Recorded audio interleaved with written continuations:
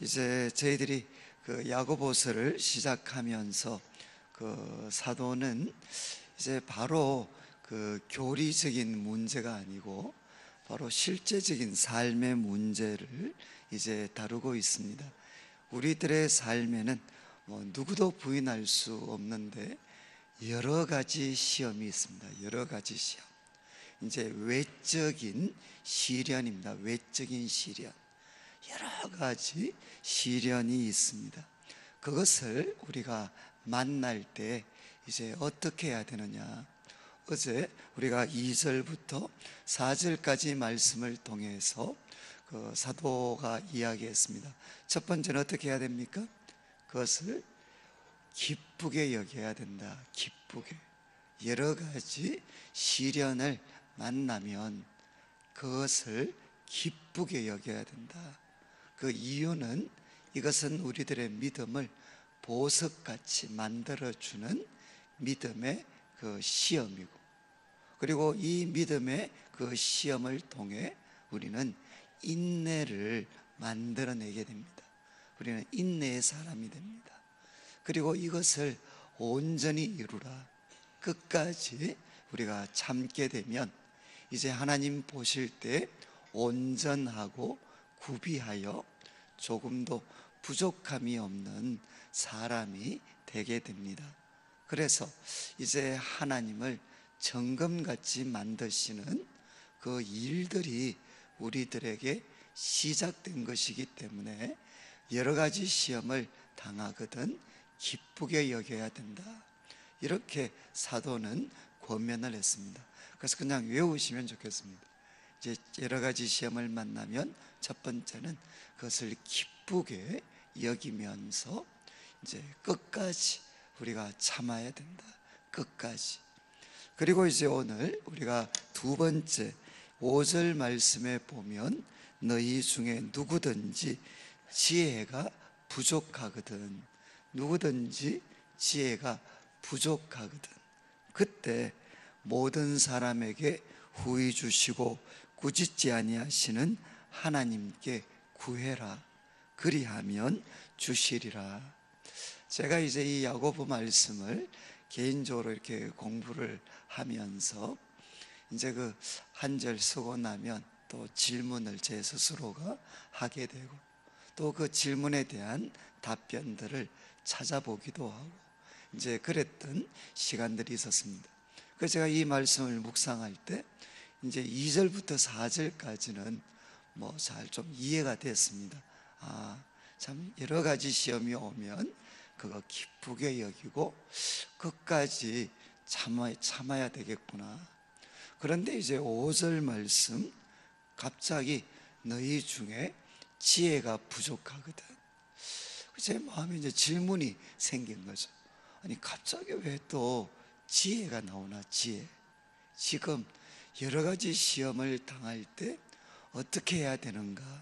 이것이 지금 야고보 사도가 가르치는 주제인데 왜 갑자기 지혜가 나타나나. 지혜가. 너희 중에 누구든지 지혜가 부족하거든. 왜 갑자기 야고보 사도가 지혜에 대해서 말씀을 하시는가. 저는 참 처음에는 잘 이해가 안 됐습니다.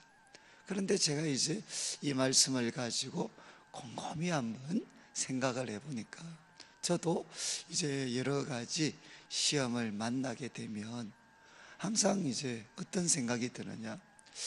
지금 내가 어떻게 해야 되나. 여러 가지 시험을 만났는데, 또 시험이 찾아왔는데 이 상황에서 내가 어떻게 해야 되나. 항상 저한테는 이것이 궁금했던 것 같아요. 그런데 여러분, 여러 가지 시험을 만났는데 그 상황 속에서 도대체 어떻게 해야 되는가. 바로 이것이 뭡니까? 지혜가 부족하거든. 지금 시험을 만났는데 어떻게 해야 될지 모르겠거든. 지혜가 부족하거든. 성경에서 지혜는 이제 문제를 해결하는 능력입니다. 문제를 해결하는 능력. 지금 시험을 만났는데 그때 어떻게 이 문제를 해결할 수 있나? 그것은 바로 지혜입니다. 지혜. 그래서 야고보 사도가 이제 권면하고 있는 거죠. 지혜가 부족하거든 어떻게 하라는 겁니까? 바로 하나님께 구해야 된다.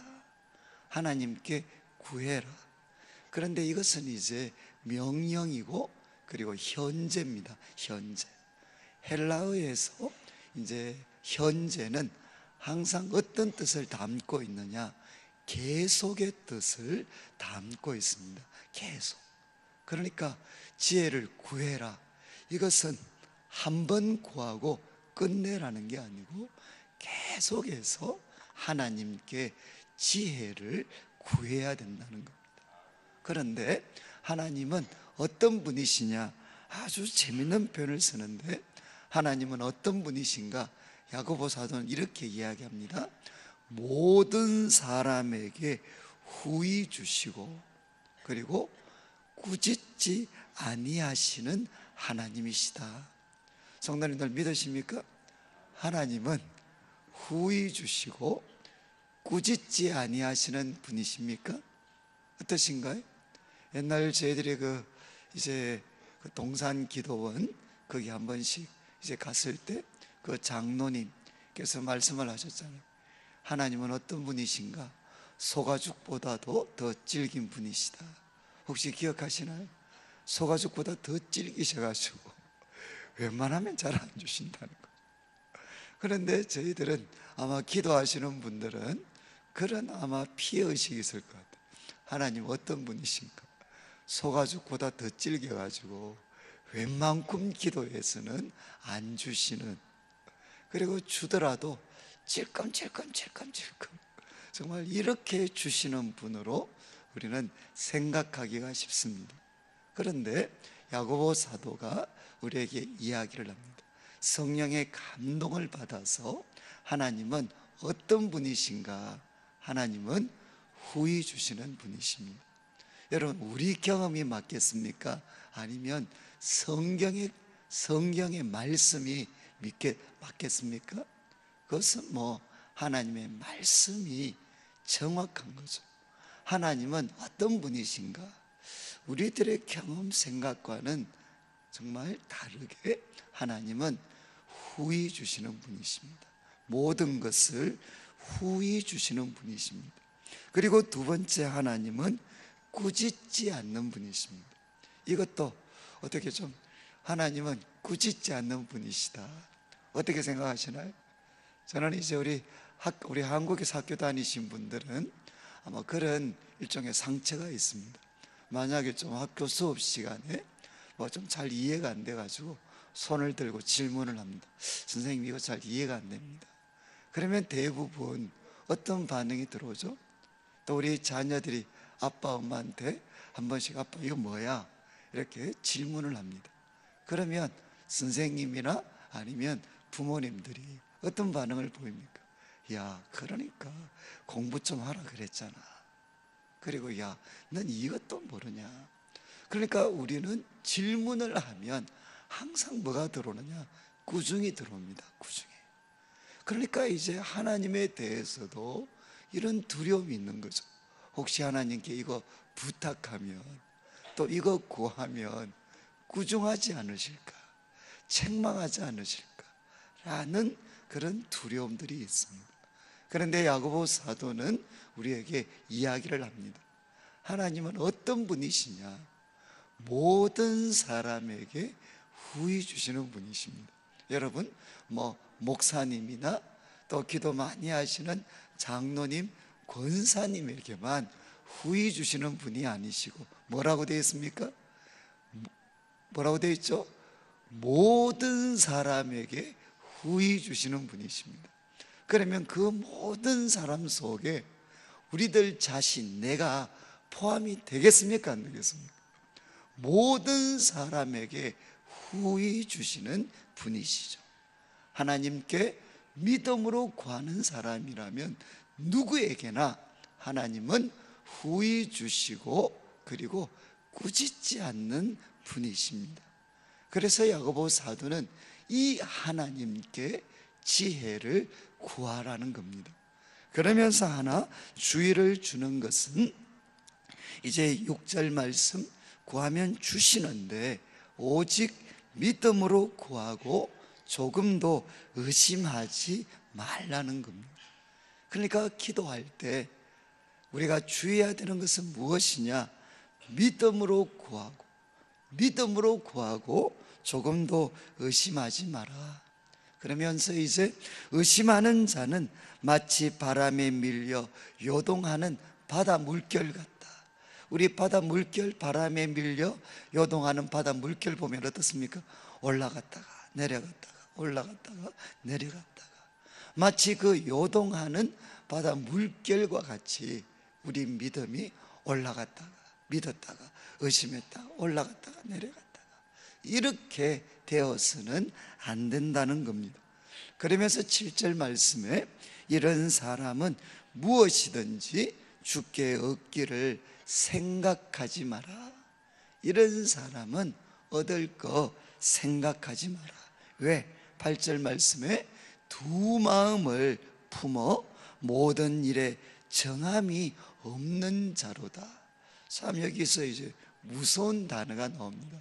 두 마음을 품어. 하루는 하나님 믿었다가 의지했다. 또 이제 조금 의심이 들면 또 사람 의지했다. 또 조금 하면 하나님 의지했다. 사람 의지했다.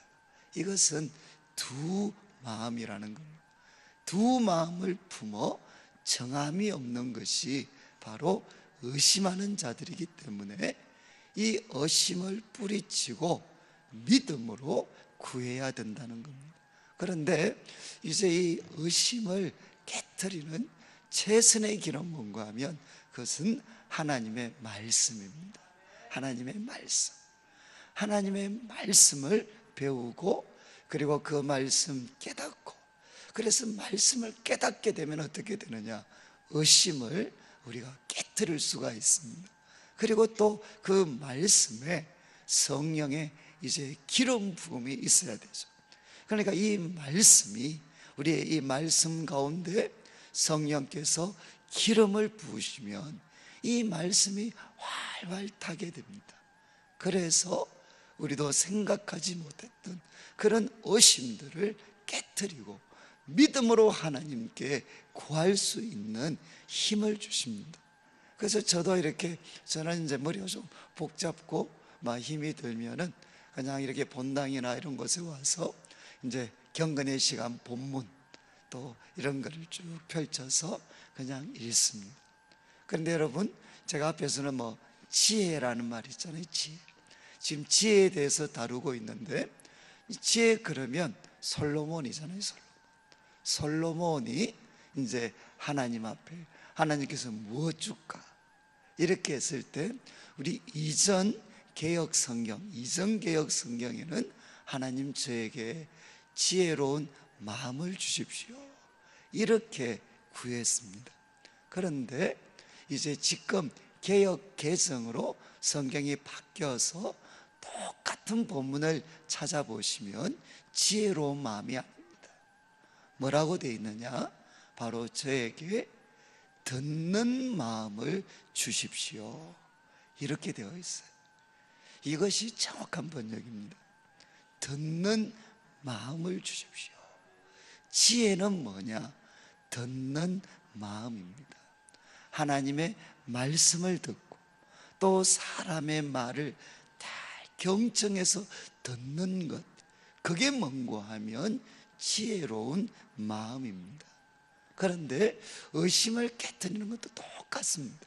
저는 제가 이렇게 쭉 지내보면서 그냥 머리가 좀 복잡하지만 다시금 이렇게 좀 조용한 곳에 가서 성경을 펼쳐서 부지런히 쭉 편한 마음으로 읽다 보면 갑자기 어느 순간에 하나님께서 말씀이 살아있게 해주시고 그 말씀으로 우리를 설득시켜 주셔서 두려운 마음들이 사라지게 하시고 그 말씀 속에 나타나 있는 위대하신 하나님, 그리고 그 위대하신 하나님이 우리 과거 믿음의 선배들도 수많은 시련, 어려움 있었지만 그때마다 하나님께서 무엇을 주시느냐?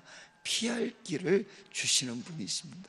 그래서 말씀을 읽고 그리고 듣고 묵상하다 보면 어느 순간에 의심은 깨트려지고 믿음으로 무엇을 구하게 되느냐?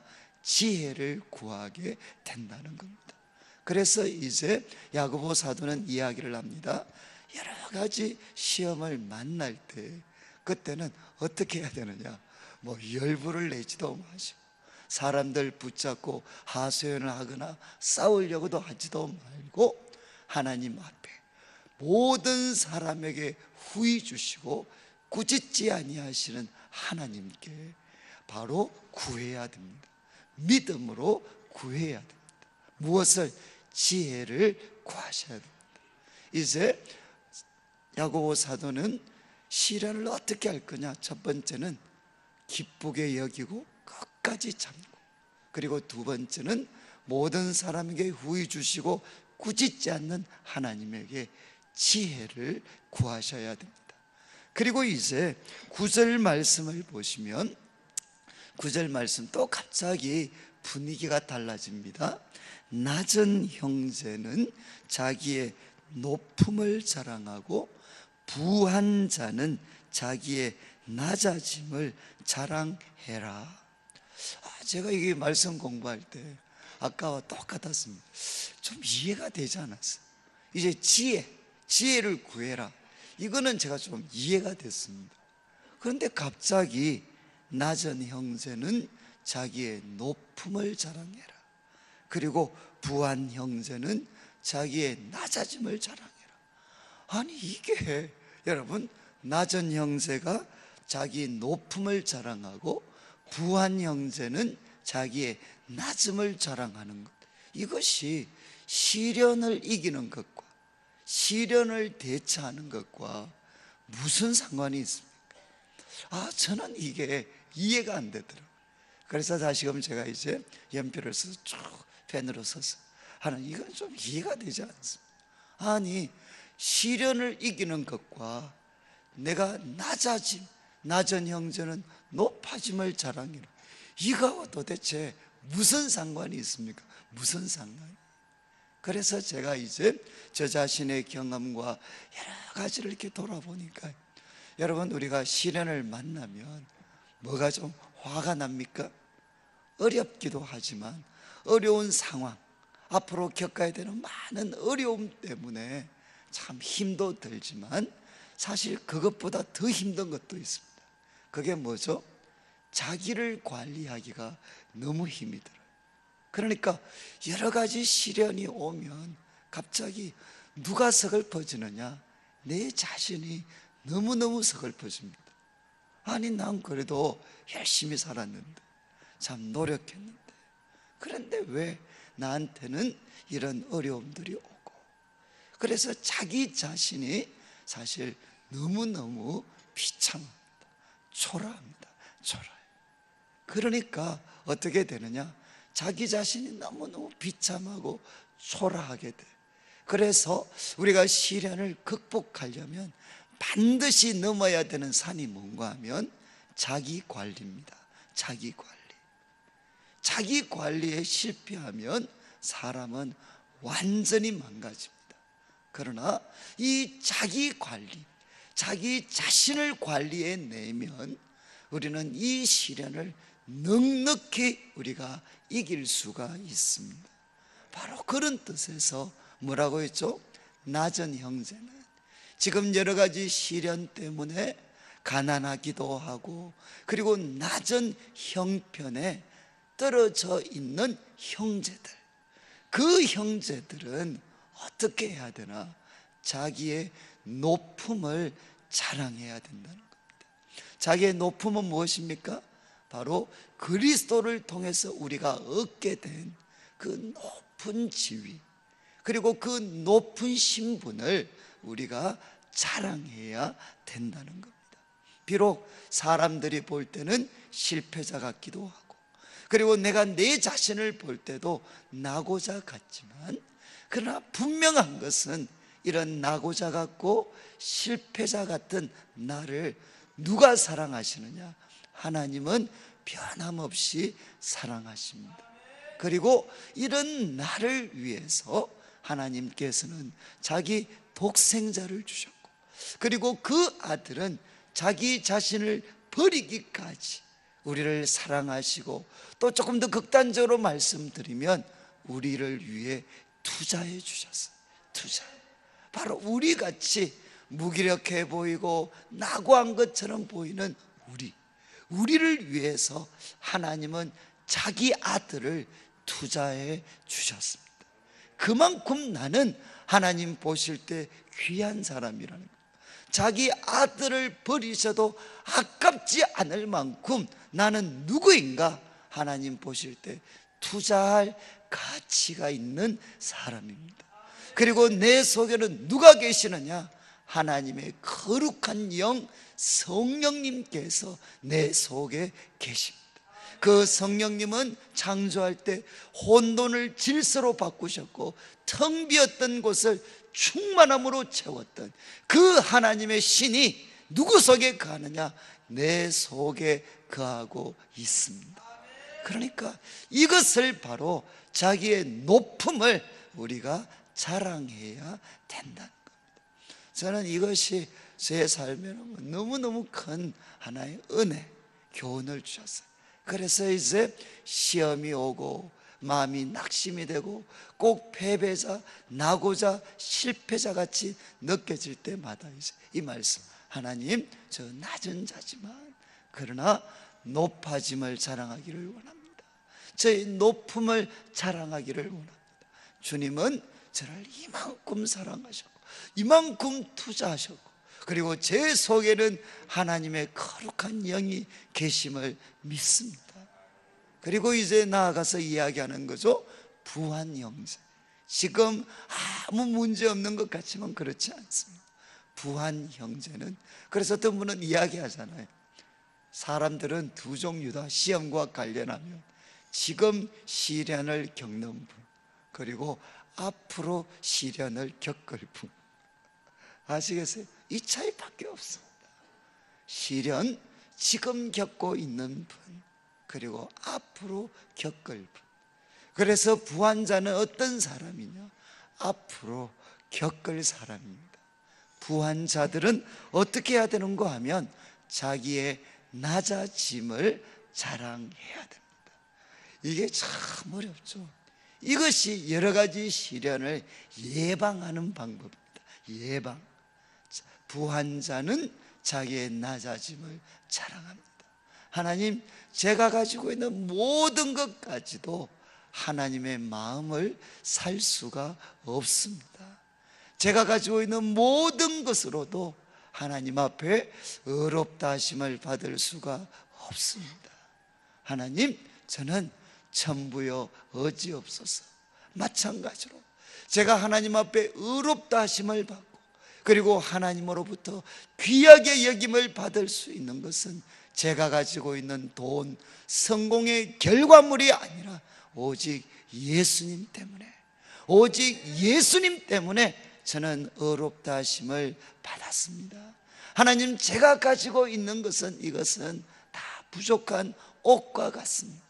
하나님, 다른 사람 잘 섬기고 하나님께 영광이 되게 하라고 주신 작은 선물들입니다.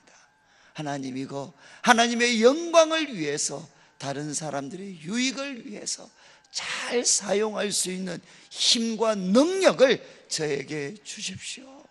그리고 저에게는 주님이 모든 것입니다. 이게 뭔가 하면 바로 자기의 낮음을 자랑하는 거죠. 그것이 정당한 것은 이제 10절 말씀 후반부, 이는 그가 풀의 꽃과 같이 지나감이라. 해가 돋고 뜨거운 바람이 불어 풀을 말리면, 이것은 이사야 40장 이런 말씀 혹시 기억나시나요? 풀은 마르고 꽃은 시드나 여호와의 말씀은 영원히 서리라. 바벨론 제국을 바라보면서 그리고 이집트와 그리고 아수르와 세계를 둘러싼 그 강력한 제국들, 그리고 그 정점에 있는 왕들이 가진 영광, 그 모든 것들을 바라보면서 이제 광야에서 외치는 자에게 하나님 외치라고 주신 말씀이 있습니다. 그 말씀이 뭐냐? 풀은 마르고 사람은 다 풀이다. 그리고 사람의 영화는 그 풀의 꽃과 같다. 풀은 마르고 꽃은 시들지만 영원히 서 있는 것은 인간의 제국이 아니라 하나님의 말씀이다. 이것이 이사야서의 가르침입니다. 사랑하는 성도님들, 야고보 사도는 그 말씀을 인용하면서 사람이 가진 부는 영원하지 않습니다. 그 부는 일시적입니다. 그래서 바로 부한 자들은 자기의 낮아짐을 자랑해야 된다는 겁니다. 그래서 여러 가지 시련을 만날 때 세 번째 우리가 해야 될 것은 무엇이냐? 자기 관리입니다. 자기 관리, 영적인 자기 관리. 낮은 형제는 뭐라고 했습니까? 자기의 높아짐을 자랑하셔야 돼요. 그리고 부한 자들은 자기의 낮음을 자랑하고 오직 하나님만 의지하시는 분들이 되셔야 됩니다.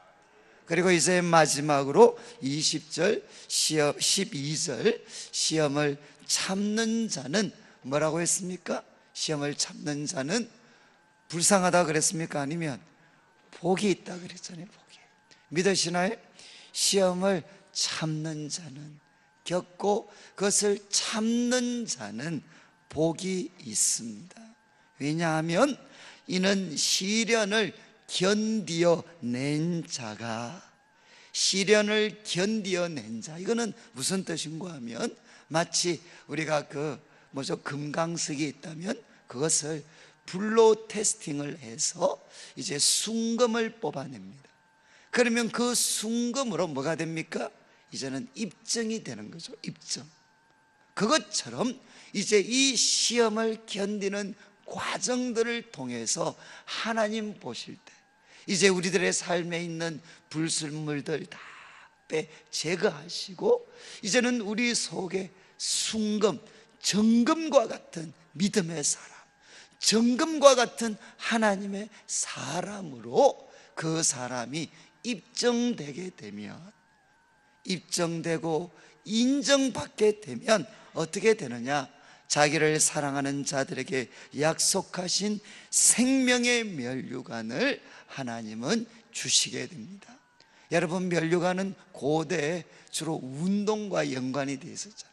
그래서 마라톤과 같은 그 운동을 통해 승리하고 나면 그에게 면류관을 주었습니다.